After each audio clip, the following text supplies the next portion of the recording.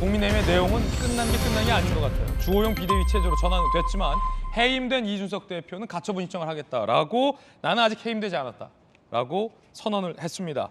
어제 주호영 체제가 선언됐습니다. 그 장면 보시죠.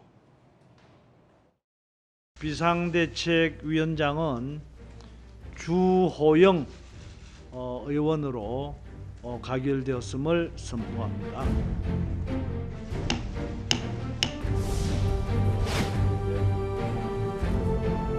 이 년 전 그때의 절박하고 처절한 마음가짐과 자세로 돌아갑시다.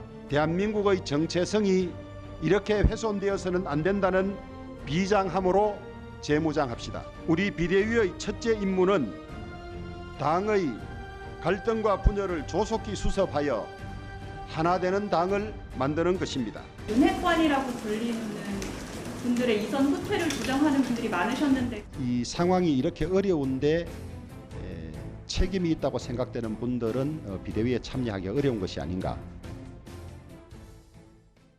어제 오후 6시 반쯤 이로써 이준석 대표는 사실상 자동 해임 수순인데 이준석 대표실에서 방이 강제로 퇴거됐습니다. 짐이 이준석 대표실에 있는 이 대표의 짐이 강제로 퇴거되는 모습입니다.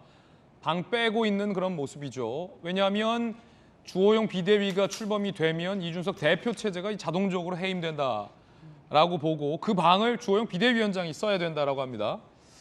이준석 대표 입장에서 보면 좀 야속하다라고 느낄 수도 있습니다만 어쨌든 대표가 해임되기 때문에 대표 방을 유지할 이유는 없는 거기 때문에 이 대표의 짐은 빠지게 된 겁니다. 그럼 전조 의원님, 저 방 뺐잖아요, 이 대표. 네. 저 짐은 뭐 어디에 보관을 해줍니까? 아니면 이 대표가 수령을 해야 됩니까? 아니면 뭐 그래도 보관을 해줍니까? 연락을 해서 좀 어느 정도의 양해를 구한 다음에 짐을 뺀 거 아닌가 싶고요. 그래요? 네. 양해가 구해진 상황입니까? 네, 그래서 아무래도 또 뭐 어디에 이제 보관할지 뭐 이런 부분에 대해서는 또 그 뭐 보좌진들이 좀 있기 때문에 실무진들과 좀 협의가 충분히 됐을 거라고 생각합니다. 이 대표가 가처분 신청하겠다. 그러니까 계속 이제 한다고는 하는데 저는 좀 지금은 너무 늦었다는 생각이 좀 듭니다.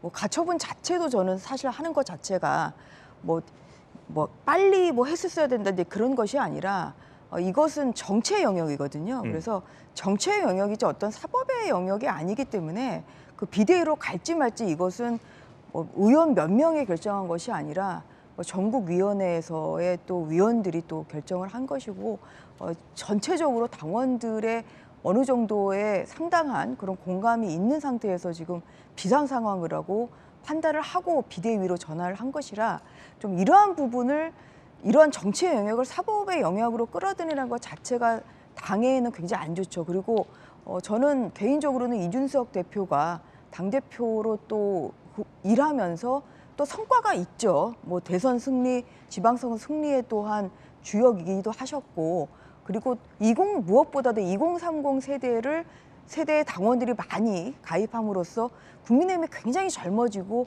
더욱더 활기찬 그런 정당이 됐습니다. 그래서 이러한 여러 가지의 성과가 있는데 이것을 가처분을 함으로써 오히려 그동안의 성과를 일순간에 이건 무너뜨릴 수 있는 이러한 행위라고 생각합니다. 그래서 그러한 면에서 당을 생각하고 또한 본인의 미래를 생각한다고 하면 지금은 나설 때가 아니라 물러날 때다. 가처분은 당을 위해서도 본인에게도 좋지 않다. 뭐 이러한 말씀을 드리고 싶습니다.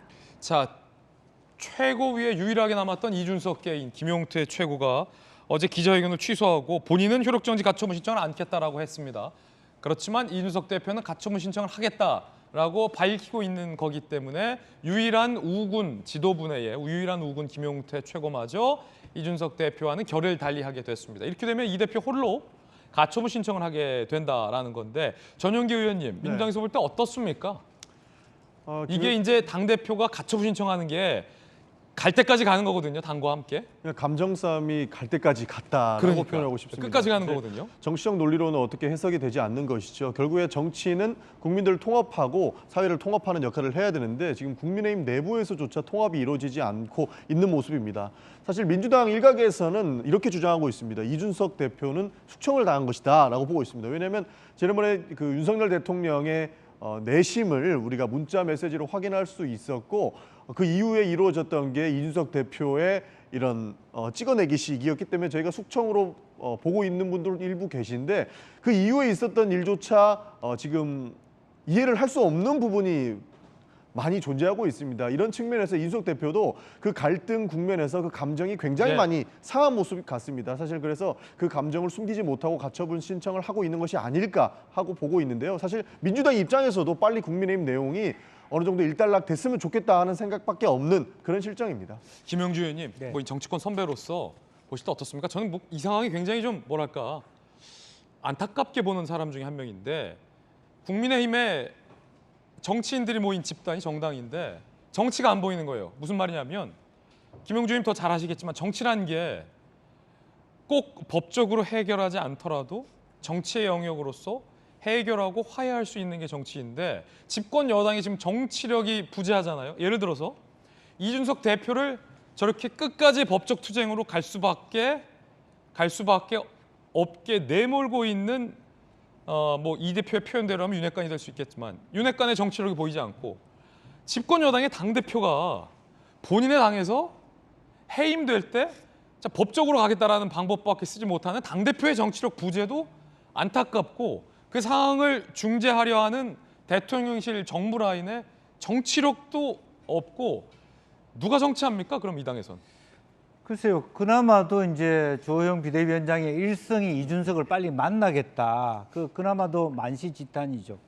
차라리 뭐 이런 5선급 의원들이 그동안에라도 말하자면 윤핵관 사이에서 예. 조금 뭐 다선 의원으로서의 보이지 않는 역할들을 자청하고 나섰으면 더 좋았을 뻔했다. 그게 사실은 정치잖아요. 예. 근데 결과적으로는 자신의 공으로 또 주호영 의원이 이 문제를 해결했다는 얘기가 있을 수도 있는 거죠. 그렇지만 이제는 더 이상 이준석 대표도 참을 수 없기 때문에 이제 끝까지 가겠다. 다만 어제 이야기를 해보니까 오히려 김용석 최고는 왜 가처분 신청을 안 했냐라는 부분에 대해서 이런 얘기를 했어요. 지금 전국이 물난리인데 내가 지금 당권 다툼 속으로 가처분 신청하는 것은 국민에 대한 예의가 아니다.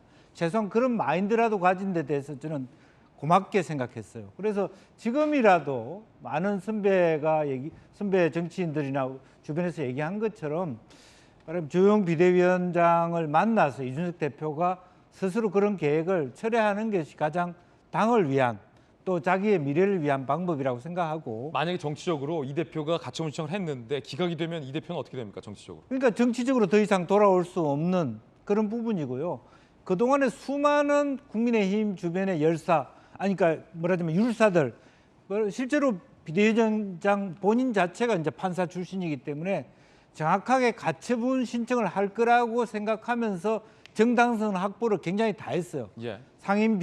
상임위원회, 전국 상임위원회가 실제적으로 최고위원회의 의결 자체가 정당성이 없다 하더라도 자체적으로 4분의 1 이상의 동의에 의해서 그러니까 그것이 적절하지 않더라도 자체적인 힘으로 인해서 전국 예. 상임위원회가 결정한 부분이 정당성을 갖도록 하는 걸 다 솔직히 단둘이를 다 했거든요.